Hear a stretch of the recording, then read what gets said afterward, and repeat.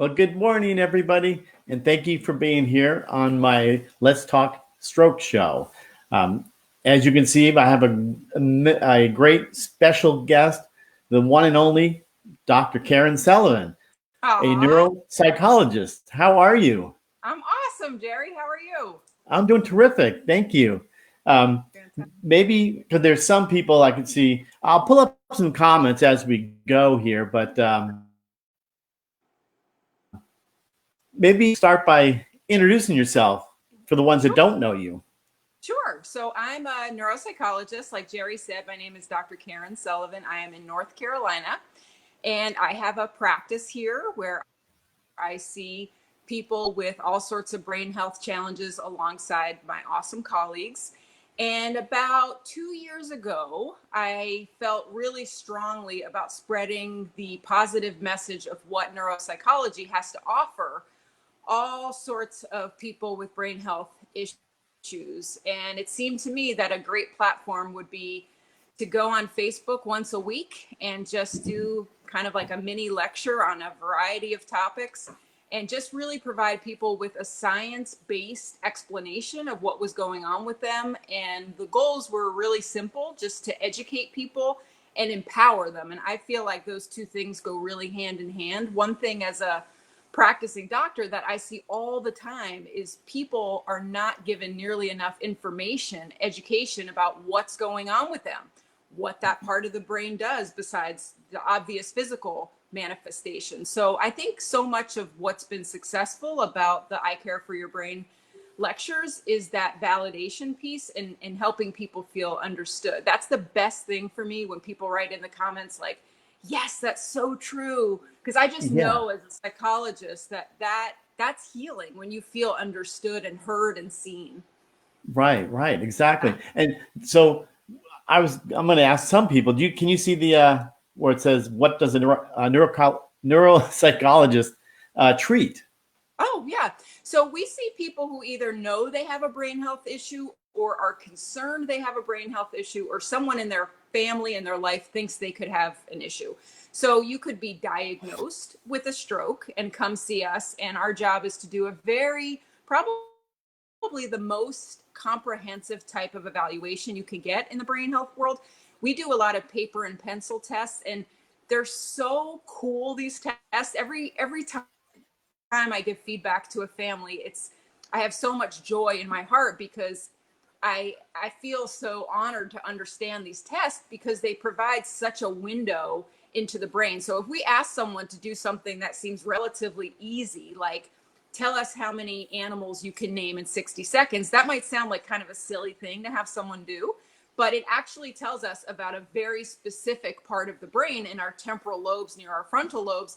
So we kind of get a window into the anatomy of the brain by asking people to do tasks. And so our test battery is usually like 2 to 3 hours long. And it basically allows us to take a tour around the person's brain. And then we look at all the test scores and compare, well, how did Jerry do against other guys Jerry's same age, 29?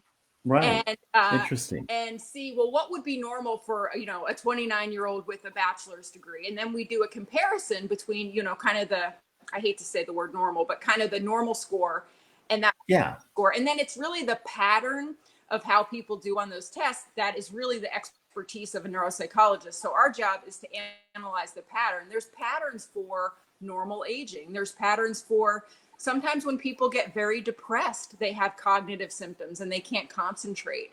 There's patterns for basal ganglia stroke. And so our job is to do the testing to get the insight into the brain. And really the whole passion behind being a neuropsychologist is you use those findings from that individual person, because no two brain injuries are the same.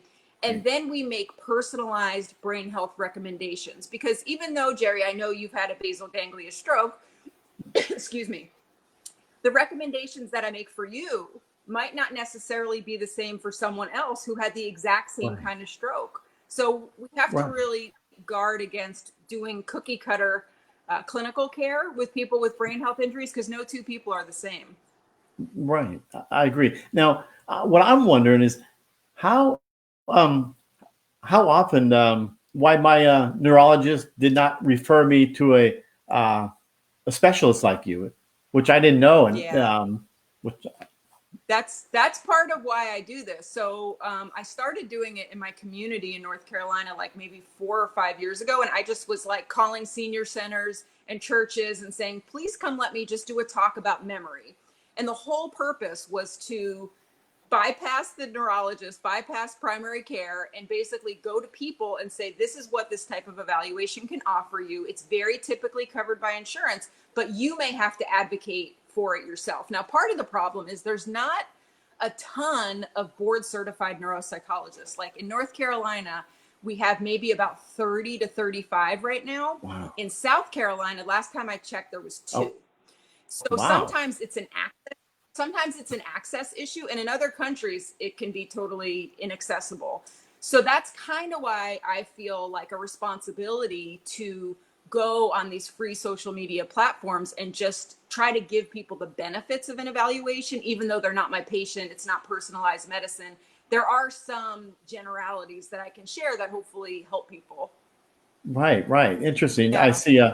So use Paul Cummins here saying, do you analyze socioeconomic backgrounds? Oh, yeah, definitely. That's why an interview with a neuropsychologist takes at least an hour, because it's not just let me look at your brain scan, let me, move your shoulder. How are you doing? It's like, where were you born? Did you have any medical issues as a kid? Did you grow up in poverty? What was Yeah. your early nutrition like? What was your schooling like? There's so many variables that make the brain unique for each person, and those have to be known, because the whole point of a good evaluation for the brain is a comparison. It's the comparison between what is normal for this person, what is their baseline, how were they before, Right.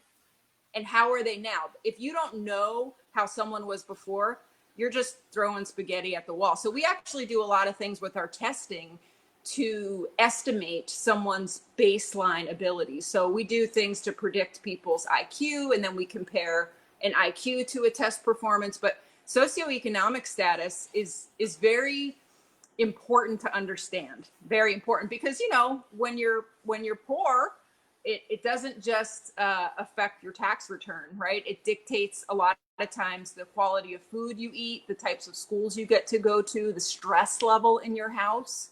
Right. It's a big deal.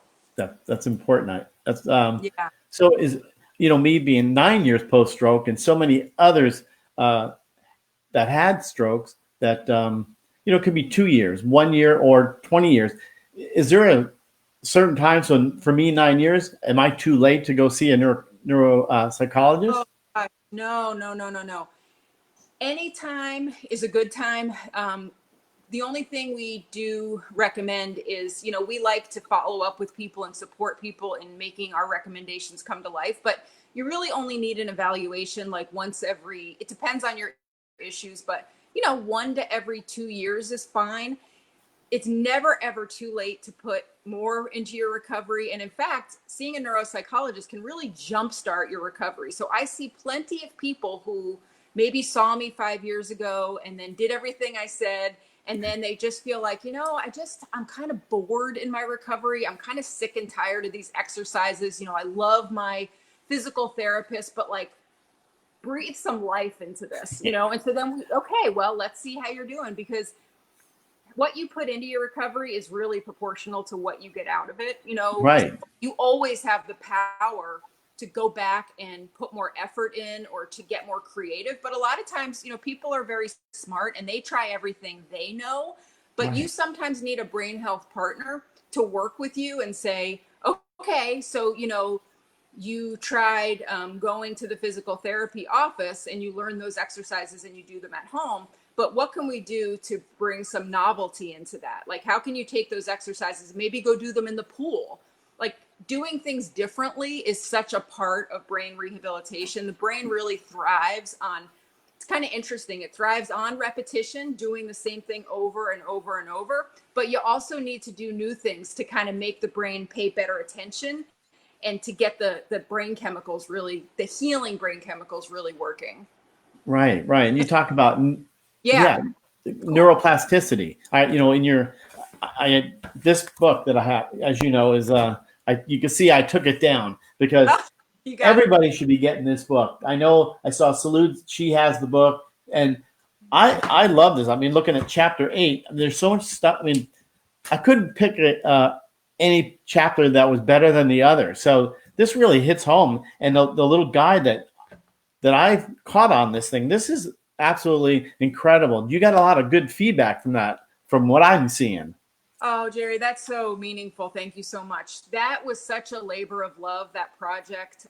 Me and my co-creator, Carrie Fry, she's the one who did all the amazing visuals in there. It was really just trying to bypass the poor medical system and take control myself. And so what we're working really hard on is to try to get that stroke guide into acute rehab. So when people leave, they at least have this book that we kind of think of as like a map. And so what I kept hearing from my patients is hospital was great, rehab was amazing, but once they discharged me, I like was all by myself. Right. And even though I keep saying, everyone's brain is different, the truth is there are also kind of rules to brain rehab. And that was really my goal with that book, is to just put the top 10 rules. We took like over a year to look through all the science on brain rehab. And when you start to do that, you start to see, okay, well, a lot of these well-respected people are really talking about the power of deep sleep. So my love is to take that science and then say, well, how do you bring that to life, right? And that's why it's an interactive guide, because we want Yes. people to write in there. It has to be personal, and you have to track your behavior. And there's ways to go about bringing more science into your rehab. And that was really the goal. So yeah, people have been so kind. The only barrier we're having now, and you or your listeners can really help us with this, is we just want to get it out to people. And so we're trying to find rehabs and hospital systems that would be able to support us in that. So if you turn over the guide, Jerry, do you see on the back there, there's actually, it's kind of like an advertisement. That's from my local hospital, First Health. Yeah. Mm-hmm. And there's a foundation that goes along with our hospital, and they supported us in getting it printed. So the idea is we were looking for partners to just simply pay for the printing. That's all we want. We are very happy to let it be in the world, just support for printing. So we just need people to, get into, if you have a rehab program and you're in touch with those guys and you have a relationship, if you send us a little message on our I Care for Your Brain Facebook page, we'll send you a free copy if you can get it in the hands of someone. Right. Because I really do feel like that would make a difference, to at least walk out of that rehab feeling like I know what to do, because so many people have told me it's just that I already felt lost because of the stroke, and then I had no idea what I was supposed to be doing. Yeah, so true. When I left, I'm just speaking to myself. I'm sure everybody else can, I'm sure probably say that same thing. When I left the hospital after, the only thing I knew was rehab. But I wish I would have. And yet I know it's not too late, so I can go see you or another doctor like you. Do you stay in contact with other neurologists or other physicians, so then they know when? Because I never heard of a neuropsychologist. I know now, but prior, for the last so many years. Yeah, well, we're really lucky in our part of North Carolina. My practice, Pinehurst Neuropsychology, is the only neuropsychology practice for quite a ways. So we've been open now for almost 7 years. So we have done plenty of lunches, brought Jersey mics to plenty of doctors' offices, and we have really good relationships. So we see people, we always work harder to get better at this, but if someone is discharged from our local hospital, the ideal is that they should automatically be referred after a stroke to our practice. We have 2 great neurology practices in our town, and we work really closely with them. So that's the beauty of kind of practicing in a little bit more of a small town kind of environment, is you do develop personal relationships with doctors. And in general, even though I feel like I kind of complain about doctors a lot, I'm just complaining about the bad ones. There's plenty of good ones. There's plenty of doctors here who really, really care about their patients, and they immediately call us if they seem confused, or if their family calls and says, I mean, this is more in the world of like dementia, but we get calls all the time. Somebody was wandering on the highway or got in the car and wound up in South Wow. Carolina. So there's a lot of like going above and beyond in our community, which is awesome. Wow. That's terrific. Yeah. There's so many questions. I don't know if you've seen them. They're scrolling, I but can't see. Tell me. okay. So, Deborah, what if they've lost their long-term memory? Well, that's an interesting one. So memory is super complicated. It's really much more than like I have a bad memory or I have a good memory. Short-term memory, of course, is, within just a minute or so. If you get past, really probably even shorter than that. If you make a memory, that's so complicated. Yeah. Once you make a memory, it goes into a different part of your brain, right? Right. And very few conditions do you really lose long-term memory. So when we think of long-term memory, it's like, things that happened to you in the past, your childhood. Long-term memory is really even what happened yesterday. So Right. it really depends what you mean by long-term memory. So I don't know if that person can chime in again, but like, do you mean like lost like memory of who they are or where they live, or just like what happened to them in an accident or a stroke or something like that? Right. Right.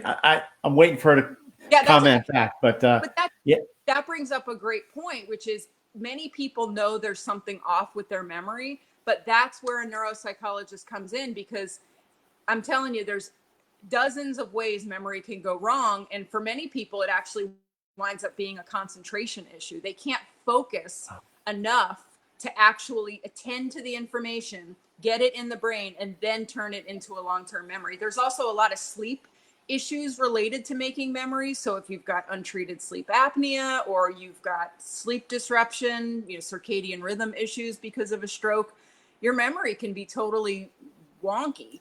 So Right. Right. it's memory issues are, probably the number one thing that we evaluate as neuropsychologists. And there's just so much that goes into it.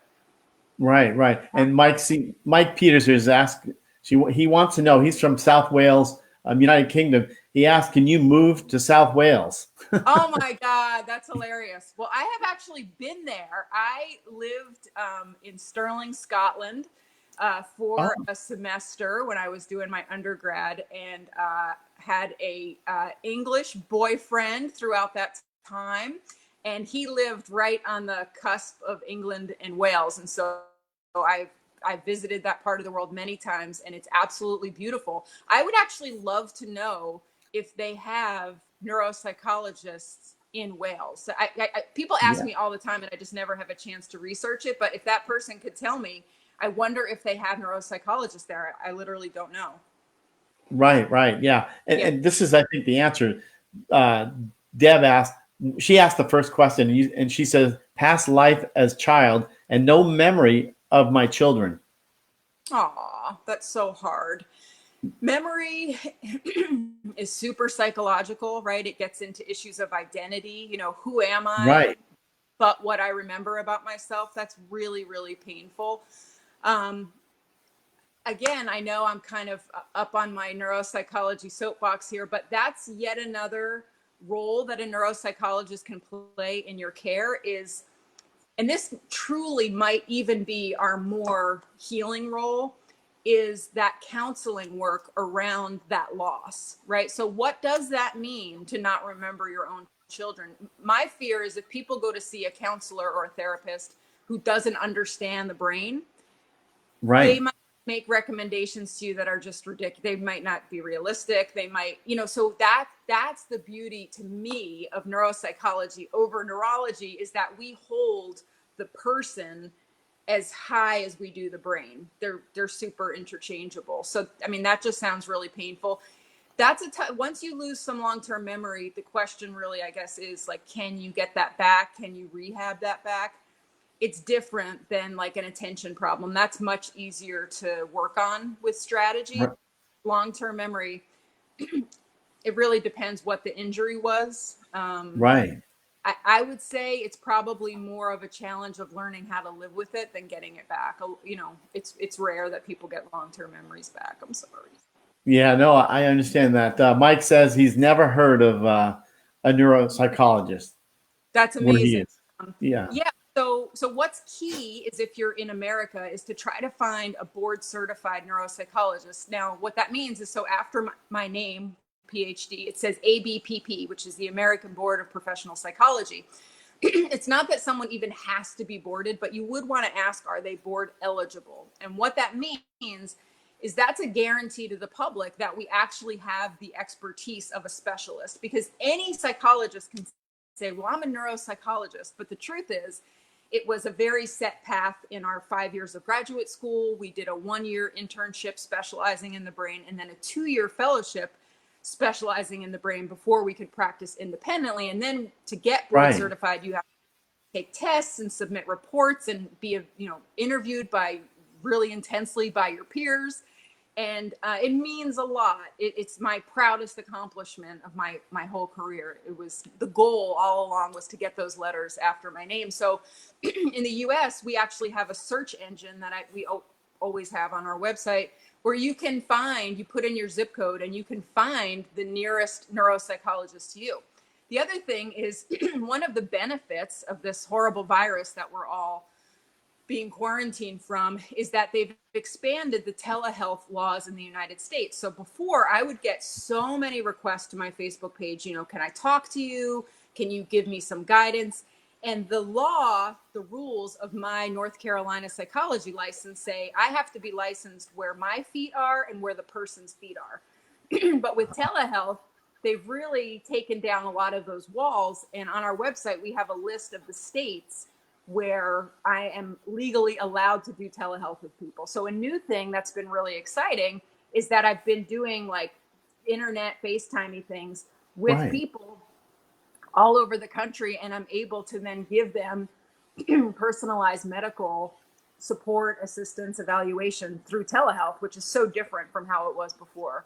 Right. Is insurance cover that too? Because I know Medicare, or I thought Medicare. We have Blue Shield and Yeah. Medicare. So Well, what's interesting is you have to be credentialed to have insurance pay. You have to be credentialed with that insurance carrier for it to be in-network benefits, and that's going to take some time.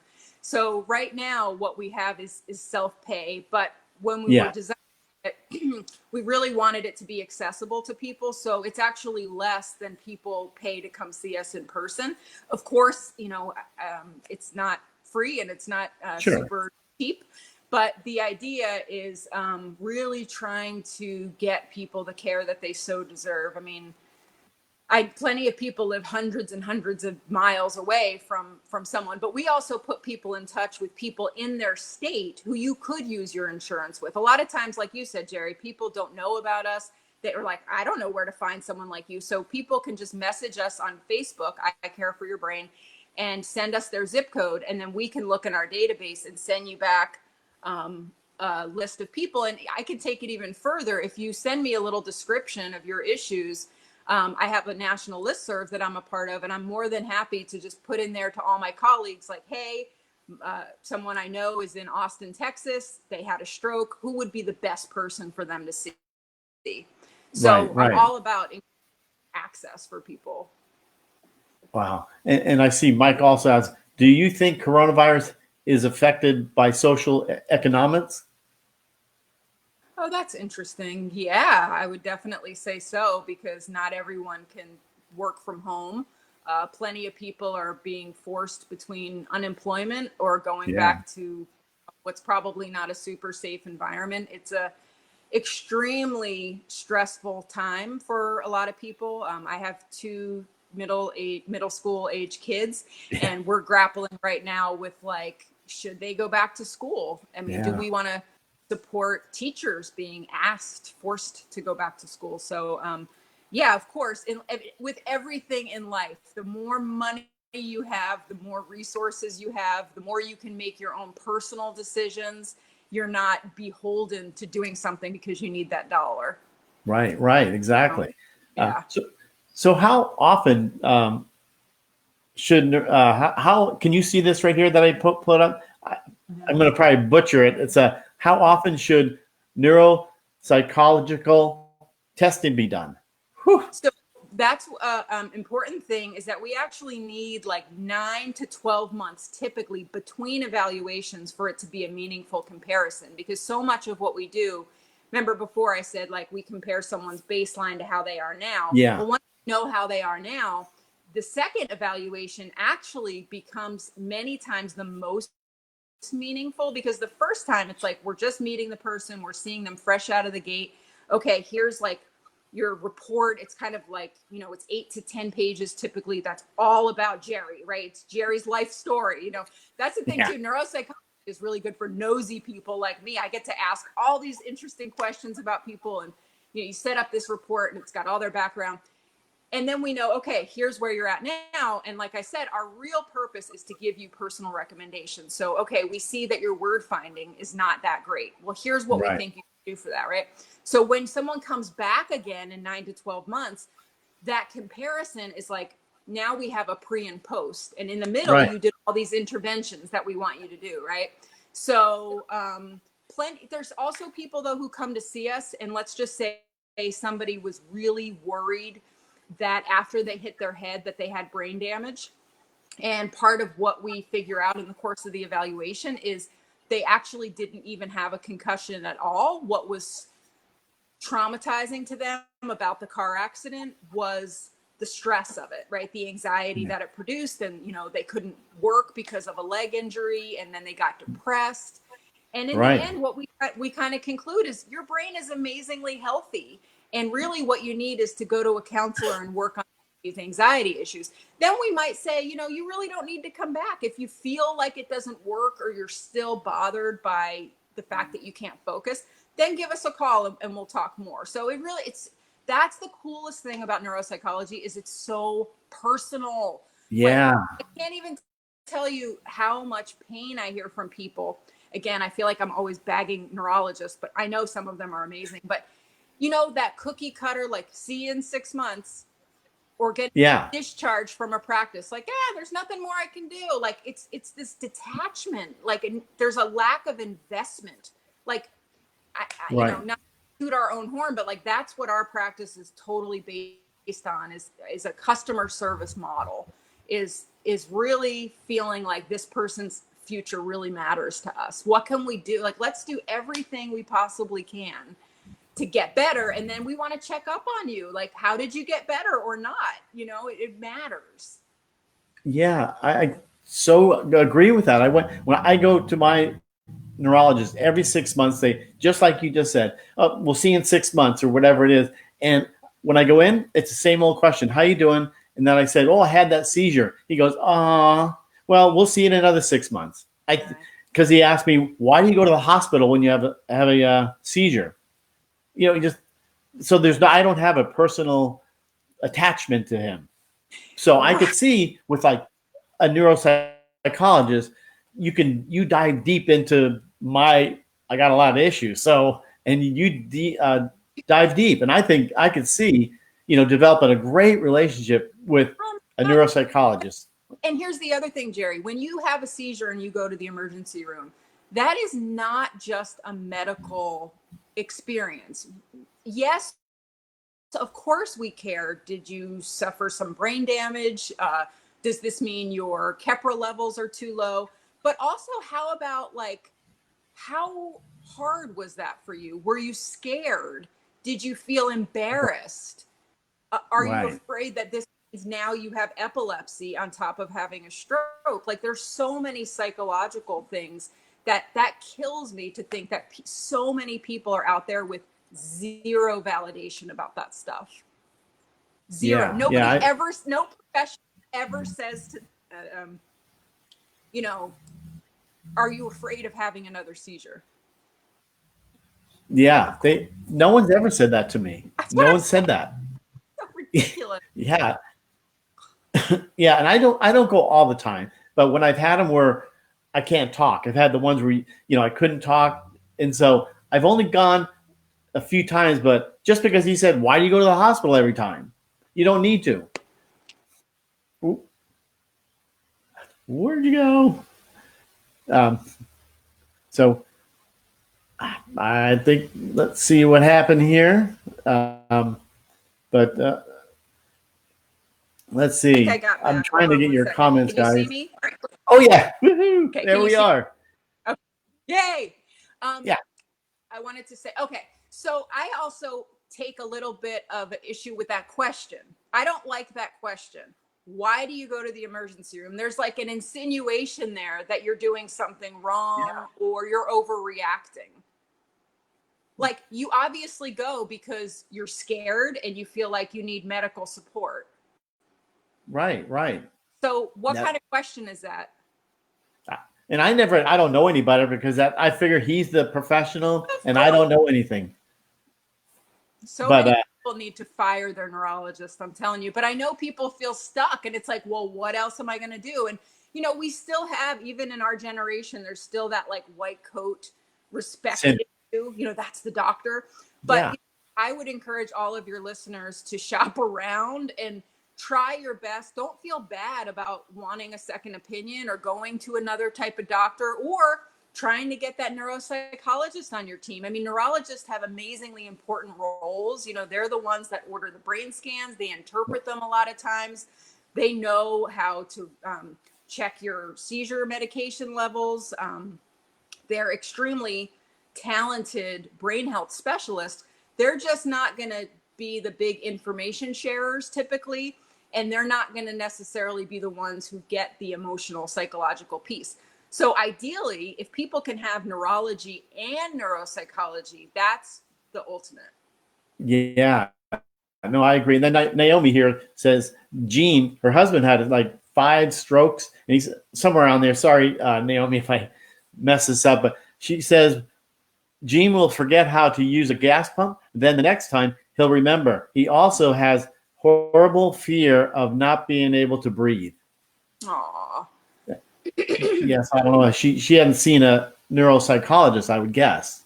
Right. So one thing that stands out to me about that story is that there's probably an anxiety piece to what this person is going through. So, you know, when you say the word fear, you know, that's Right. really anxiety, dread, apprehension, something bad's going to happen. When you talk about, you know, some days people can do something and the other days they can't, a lot of times that's because there's another layer that's making it go up and down. So first, again, this is the beauty of neuropsychology, is determining your layers, right? So yes, there's maybe a layer from a brain injury, but then how those symptoms reveal themselves is dictated by the person's quality of sleep, their support systems, their emotional health, their diet, their blood sugar, their blood pressure. We could go on and on. The quality of, you know, their mattress. I mean, there's just so many things that are a factor. And usually, if you see someone's abilities wax and wane, it's almost Right. always, or chronic pain is a huge one, medication. There's almost always something on top of the brain injury that's doing that. And that's a huge part of what we do, is like, what makes it worse? How can we minimize the impact of that kind of thing? But that makes it really hard on family and caregivers, because I think naturally a lot of people start to wonder, like, is the person maybe putting it on a little sometimes? Yeah. You know, it's like, well, you just knew how to pump the gas yesterday, you know?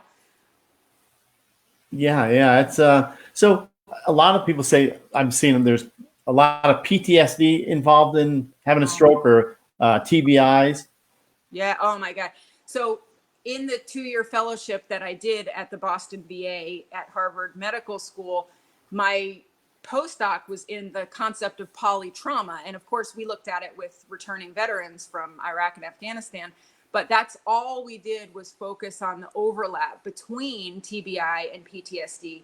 And it's critical that people who have that issue get an evaluation from someone who really gets it, because oftentimes, and this is just a stereotype, there's Right. much more emphasis on the TBI than there is the PTSD. And so that's a little hopeless to me, because there's many times with TBI where, you know, recovery is always possible. That's totally true. But recovery from PTSD is actually a lot more possible. And so if someone is just putting all the chips on the brain injury and still they're afraid to drive, they have nightmares, they can't sleep, they're on edge, they're in their man cave, they're irritable, they have no Yeah. emotion, you know, we can fix that a lot easier than we can a TBI.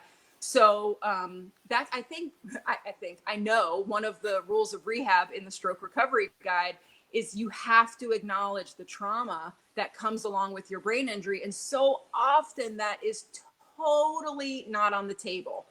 It's all medicalized. It's all, what can we see in your physical body? There's so little respect for how the human being was traumatized by the stroke, by a diagnosis. People can be traumatized by being told you have Alzheimer's disease, you have Parkinson's disease. And that the reaction to that news matters a lot. Wow. Yeah, that's it. That's interesting. It really is. And you also, I don't know if everybody saw, you have a show every Wednesday at 6 p.m. East Coast time. Yes, on Facebook Live. Try to make it every Wednesday. The lectures definitely take me quite some time. So there's some weeks where, because I have my full-time practice, some weeks I'm doing a replay, but I try to really hold myself to that commitment.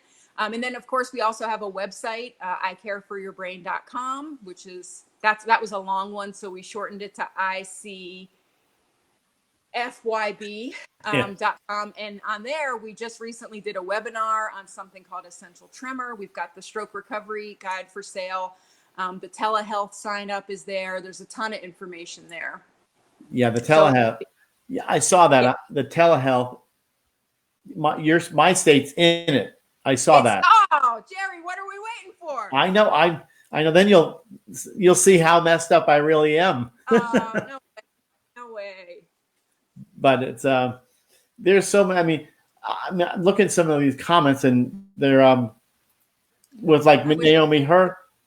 She only has one hospital, but it's unless it's life threatening, she will drive there. But it's a 1.5 hour away. So some people have it worse than others. And I think what you said, I always say, everybody, the ones that had a stroke, or we all have our own fingerprint. There's some similarities. Yes, Jerry. Perfect.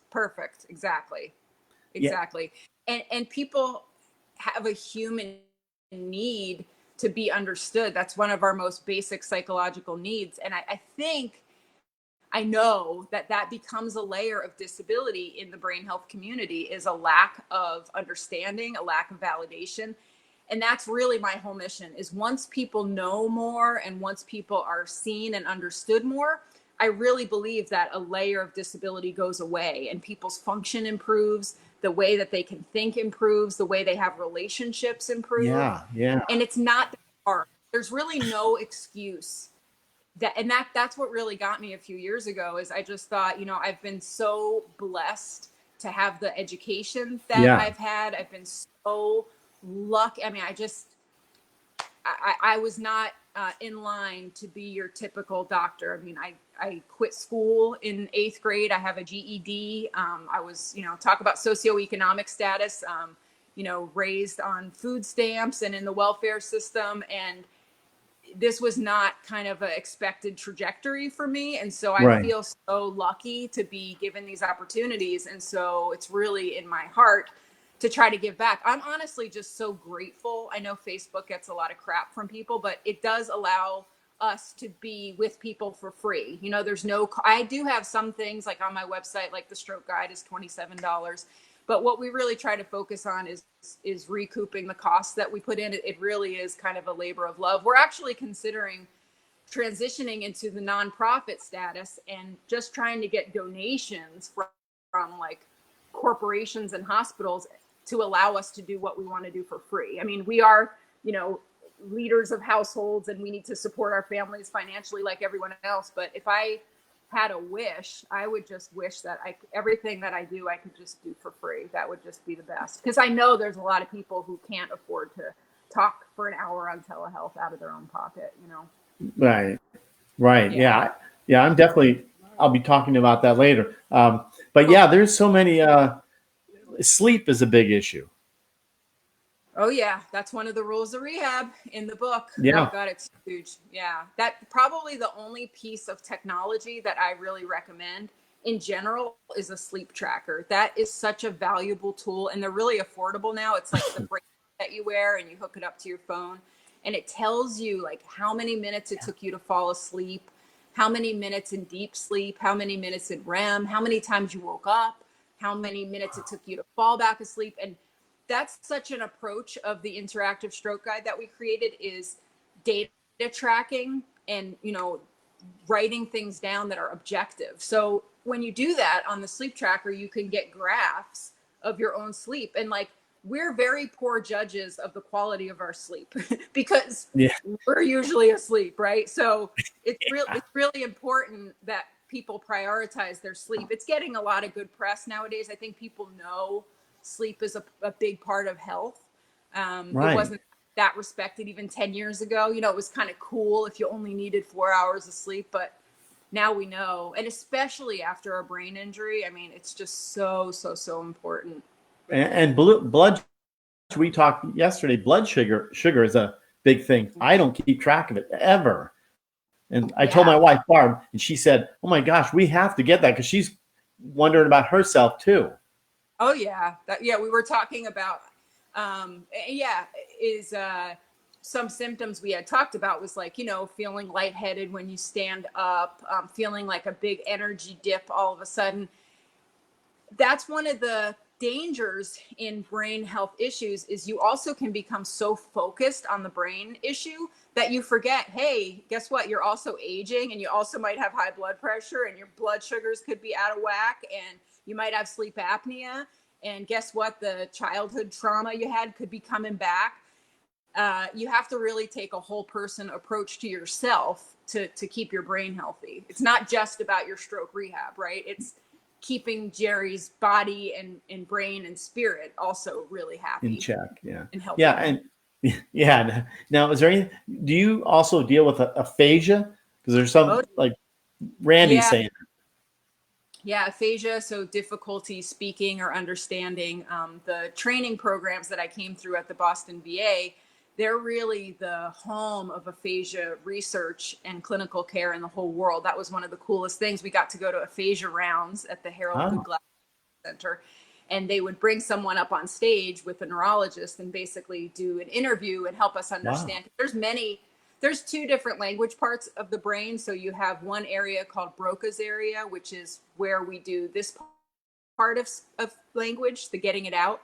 And then next to it is something called Wernicke's area, which is where we do the comprehension part. So aphasia can either be expressive, where you just have a hard time getting it out, or it can also be, usually people have then a hard time getting it out, plus a hard time understanding.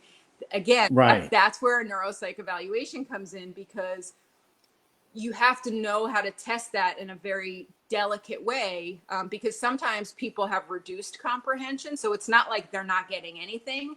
If it's too complex or there's too many pieces, then they fall apart. But you can then train the people around them, like, okay, one-step commands. You can't load on 5 things into a sentence. Right. Yeah. Aphasia, just one thing, what's critical there is that as much as people can, get a referral to a speech and language therapist, because they're really the ones who do a lot of aphasia retraining, and they do some testing that goes along with that. That's great. And I don't know, I'm bringing this up here again. So Dr. Sullivan's 10 Rules of Rehab. Yes. Everybody needs to get this. It is amazing going through this thing. I mean, I'd love to show you all this stuff, but you'll think he's got some issues. But that's a great, so much. Everybody should get this. I can't even believe when I got this from you. You leave the interactive, so many places to put your answers in, which when you go through, at least I got out of it. There's stuff I thought, wow, you're bringing up that I didn't realize that I need to do. That's the whole point. Is I think my Amazon package just arrived.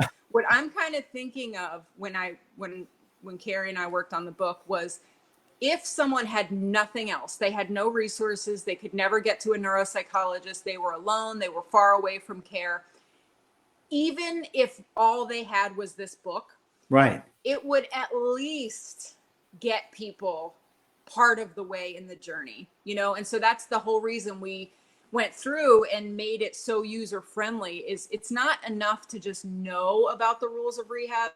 You have to put them into practice in your everyday life. So we do these interactives, we call them, where, you know, you start to write down, you know, the sleep, there's a sleep diary in there. There is, you know, ways to kind of journal to get at some of the trauma that you might have around your stroke.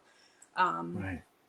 It's really meant to be a book that you like. It should be like nice and like gummed up by the time you're done work. It's not something to put on the shelf and just read it. Right, you know? right. Yeah. Well, your book, it could be like you buy it on Amazon and or on your website, I believe, and it could be shipped to South Wales. I'm getting some comments there. Yeah. So that's a good, I'm glad you brought that up, Jerry. So we actually created an electronic version because shipping costs are ridiculous. And I saw that. I hate that. So some people want to pay what, I don't even know what it is, you know, $20 to have it shipped. And other people are like, just send me the PDF. So people, and also it can be an affordability issue. I wanted there to be another option. So the electronic version, I think, is $18. And what we do is you buy it on our website, icfyb.com, and then we just immediately send you an email and you just click a PDF and you can see it on your computer. I really recommend, though, the hard copy, again, because of how interactive it is. If you have a good color printer at home and you want to print it, I would be all for that. It is 116 pages, so, you know, you'd have to be cool with all that color ink being used. This is really a terrific, the 10 Rules of Rehab. It's really, and it even has your picture on. She did a great job, Carrie. You and Carrie did this. So, yeah, she's amazing. She was an editor for a really, really good magazine in our area, and I put ads in there for my practice, and she would do some work for me, and we just really clicked. And it's so clear how important the visuals are in this kind of work. And she just really does a good job of kind of bringing it to life and making it very, it's friendly to the eyes, you know, it draws you in. It really does. And the great thing is Randy is asking something. I could probably tell him I'm 9 years post-stroke, and he's just saying, would your book benefit someone 7 years out from their stroke? I mean, gosh, 9 years, and this thing is still being almost ripped apart because it's so beneficial to me. Oh, thanks, Jerry. That means so much. That's the prize right there. Thank you. And really, so you can answer that question more scientifically than I can. 7 years. I mean, the only thing I can think that's a negative is like, then you've had 7 years. You have some work to undo because sometimes people have developed anxiety. They've isolated. Their sleep is bad. Oh yeah. So again, it can really, really get people back on track with what's important. And all of those 10 rules, there are things within your control if you just knew better. That's kind of one of my core philosophies is, you know, once you know better, you do better. But what if no one tells you how to do better? That's the problem. That's exactly true. And the good thing about the book is now I've been having Barbara, my wife, go through the questions and then she'd write them down because I can't read my own writing the way I write because my dominant hand was affected. You know that side. So but so she's now working with me when she's not working. But so now I'm starting to be able to read back and think, wow, I can't believe I'm what I did compared to what I'm doing now. So this is powerful, this book. Everybody needs to get this. So I would get on Dr. Sullivan's website or Amazon, you know, look it up. I care for your brain. Right? This is powerful. You, Jerry, you're so supportive. I really appreciate that. Because it means it really, it's not just let me look at this. There's some substance to this. It nearly killed us to write it. I'll be honest with you. It was the mind-blowing organizational task that it was. There were so many times where we just had 100 pages on the floor and we're trying to figure out the chapters. And it's just like, many times I thought, this is the maximum smartness that I possess. This is the biggest project that I had done to date. But there's nothing better than getting it into the hands of people. And like I said, in our local hospital, we were nice and lucky enough to have the support of this First Health Foundation. And every single person who gets discharged from my local hospital with a stroke gets a copy of it. That's changing the system. And that's where I often feel helpless. I don't know. I know I can change the way I conduct myself. I know I can hire doctors who have my same philosophy, but I don't know how to change the system. And I hate the system. I hate that it's so anti-brain health friendly. So what I can do is write this book and do everything I can to get it into the hands of the people who need it. So when I see that happening, it's like the best feeling ever. Yeah. Yeah. You feel good. You've done your part of helping them. And I set up some stroke support groups prior to the this pandemic. Now I can't go because before I was the one in the back hiding. I was embarrassed that I had a stroke way back when I had my stroke. So I was embarrassed. But then after a while, I thought, you know what? I want to be the one speaking, tell them that, you know what? There's more life than just, feeling pity for yourself. And we all go through that as a stroke survivor. But I would love, as soon as this pandemic's all over, I'm going to somehow get this to, these hospitals need to know this. Because like in the beginning, I got discharged. Now what do I do? Right, exactly. One thing, speaking of how the pandemic interrupted, our heart's mission, is we also, through that First Health Foundation, we had a grant from them, and we were actually bringing the stroke guide to life. We were meeting once a month for an hour and a half, and we were going through, it was going to be 10 meetings. We got through 5, and it was an hour and a half on each rule. So I'm actually halfway through with that, PowerPoints and, my presentation. So one of the things Carrie and I are thinking about is why don't we just offer that online right now as a webinar? Let's just bring the book to life for people and go through, like a club, and we can just meet on there, maybe do it per week, maybe by month. So if people think that would be helpful, again, just send me a little message on Facebook and tell me that would be a good idea, and I'll definitely try to do it. That would be great. Cool. It'd be fun. Yes, I think it'd be. I want to go to that and see what I'm thinking, more. Right? Bring community. This is perfect. Yeah, and so people how do they get a hold of you? Would they go through your email or through I Care for Your Brain? On our website, we have an email, and Carrie and I both monitor that, and then people send us messages on Facebook. Like I said before, we've got a million other things going on, so it's not like we can respond to every single person, but I definitely take requests. I'm like a DJ for the Facebook Live. I did orthostatic tremor last night, and that was because people messaged me and said, this is what I have, and I don't know much about it. So if there's a specific issue people want me to do a lecture on, I'm very accessible that way. You just send a message on Facebook, and I'll do my best to answer. But yeah, there's a email on and then the telehealth thing. That's how I wind up talking with a lot of people, because then it like carves out time in my schedule and it gets on my calendar, and it's just a lot more realistic. Yeah. That way.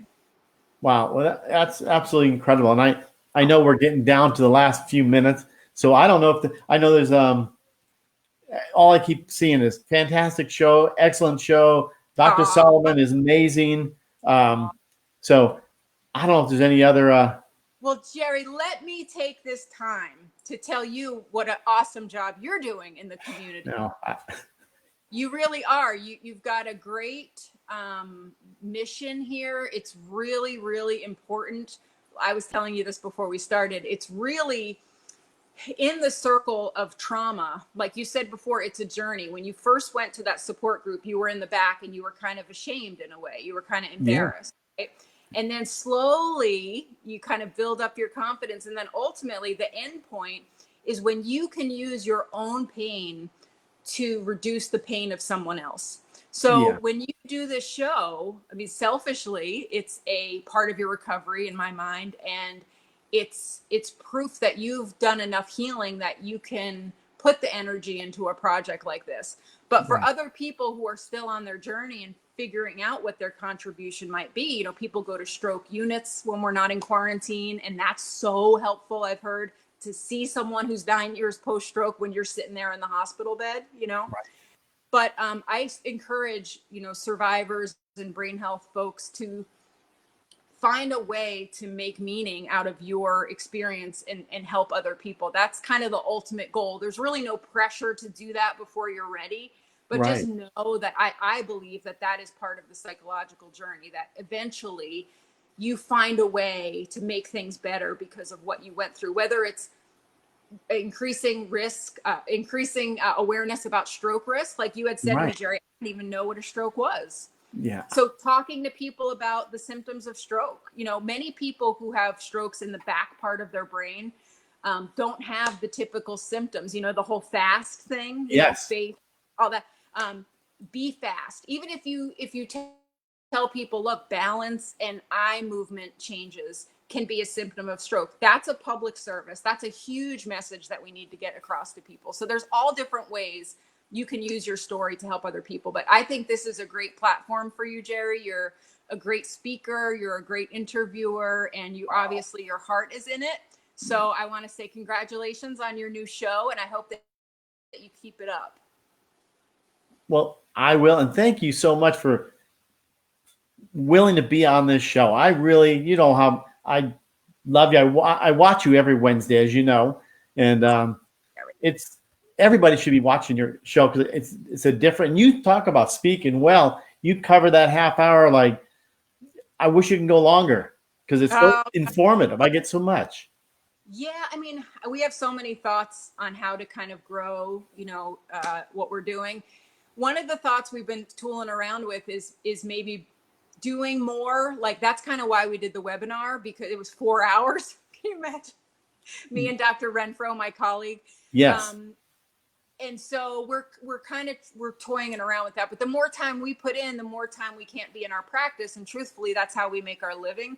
So we're really trying to toy around with the idea of like getting sponsors. Like there's so many corporations out there that have money and they want to do public health initiatives. So I'm like, put a commercial on my show and then everybody gets to watch it for free, but somebody's paying me. You know what I mean? Yeah, it's not for free. If any of your listeners have any connections, pharmaceutical companies, as long as we agree that the product isn't BS, bring it on. We're trying to grow. So true. And I know Paul Cummings just said, thank you for all the advice. My pleasure. Yeah. And, he also said, you rock. And I want to rock. That's awesome. That's right. And Salute says, thank you to Dr. Sullivan and Jerry. So I know we're getting down to the last seconds, but I want to say thank you to Dr. Sullivan. It means a lot to me. And again, everybody needs to buy this guide. It's really important. Everybody needs to get on Amazon and do this. It's pretty awesome. Thanks, Jerry. You're the best. And 7 years out, I know, Randy, I use it, and I didn't use it until, was it a year or two ago? But it's somewhere around there. Yeah, and it makes a difference. So that's the best. Anyway. Okay. Well, anyway, I think there's I'm looking at the comments, but anyway, I appreciate it again. And are there any last parting words to our? Just that, let's do it again, Jerry. Maybe let's get back in touch. Our summer is pretty full, but why don't we plan on doing something again in like September? Perfect. Yeah. I don't look us going anywhere now. So. Yeah, I know, right? Okay, you guys, thank you so much to everyone who listened. I appreciate it, and I wish you all the very best. That sounds great. We'll see you.